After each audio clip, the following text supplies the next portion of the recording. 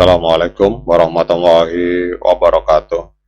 Oke teman-teman, channel ini adalah channel informasi dan edukasi dan bukan saran maupun bukan ajakan maupun saran finansial teman-teman. Jadi hari ini kita akan kembali membahas tentang XRP, namun seperti biasa sebelum kita berbicara tentang XRP, mari hari ini kita berdoa bersama-sama. Mohon pada Allah agar kita semua senantiasa diberikan nikmat berupa kesehatan dan juga diberikan keberkahan dalam setiap rezeki yang kita terima pada hari ini. Oke teman-teman, sebelum kita melihat XRP, kita akan bandingkan dulu dengan Bitcoin Spot ETF teman-teman. Jadi pada saat kita bicara tentang aset kripto, kita harus mengamati terlebih dahulu pergerakan apa yang dilakukan oleh para institusi besar teman-teman. Jadi kalau kita lihat teman-teman perhatikan di Bitcoin Spot ETF di Amerika Serikat, ini kita scroll ke bawah teman-teman.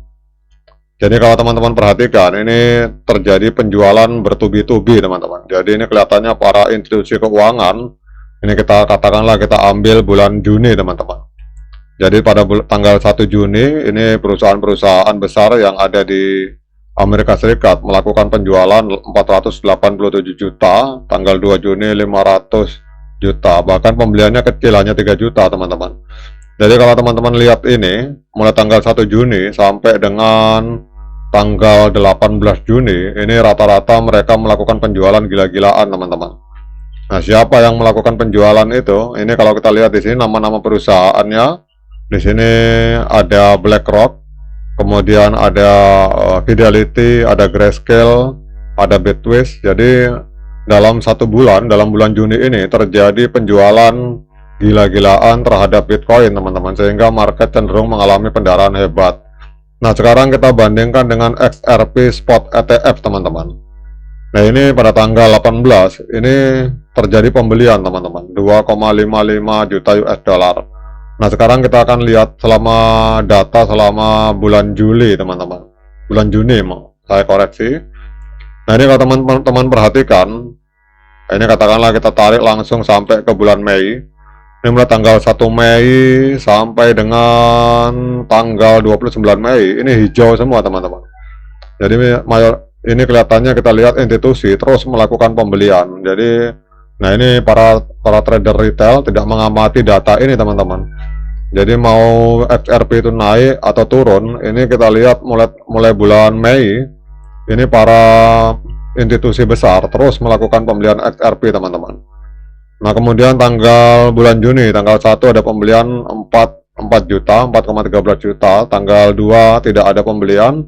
Tapi kalau kita lihat tanggal 1 sampai dengan tanggal 18, ini teman-teman lihat hanya satu kali terjadi penjualan teman-teman.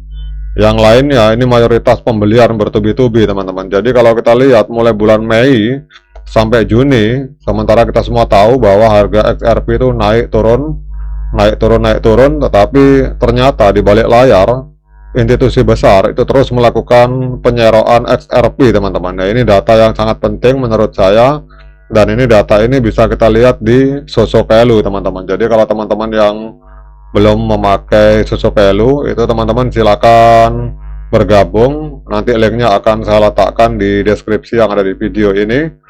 Dan ini platform ini sifatnya 100% gratis teman-teman, jadi tidak perlu bayar apapun.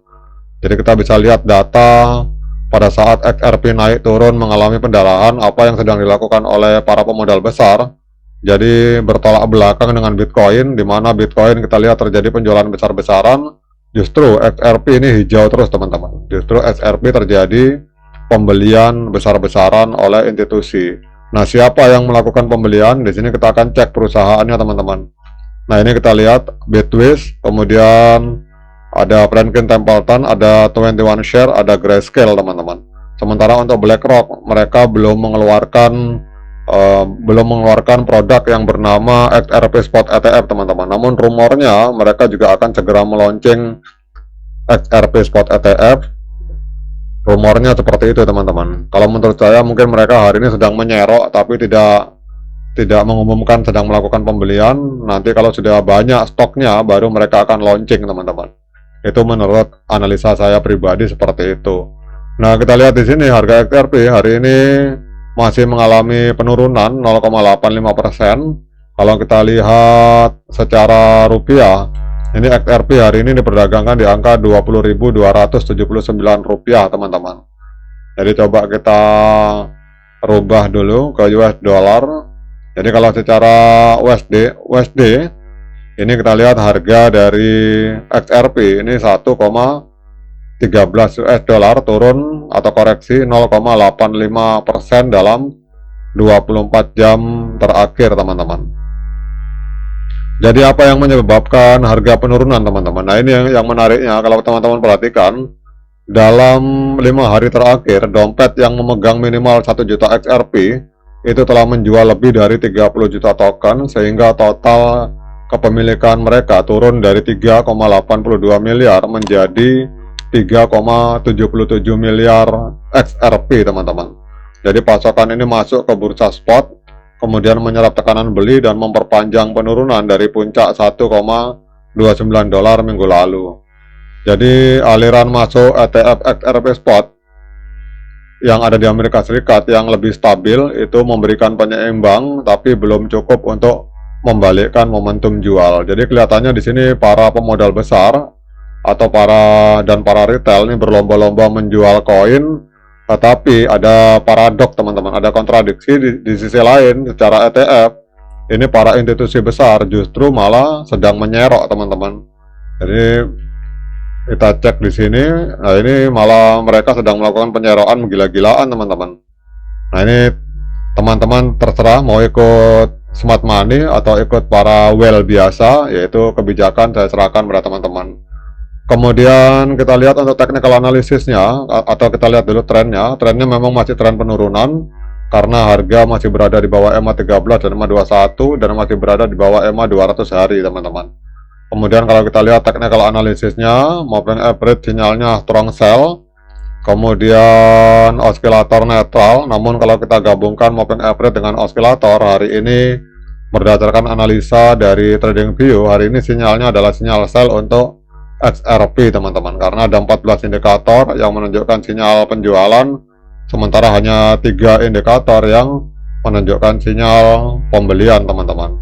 Nah, kemudian pertanyaan berikutnya, dengan berbagai informasi yang saya sampaikan ini, apakah layak bagi kita untuk melakukan pembelian XRP?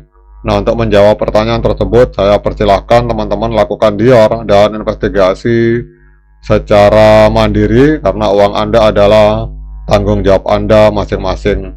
Oke, teman-teman, demikian update informasi ini. Semoga bermanfaat. Sekian dari saya. Assalamualaikum warahmatullahi wabarakatuh.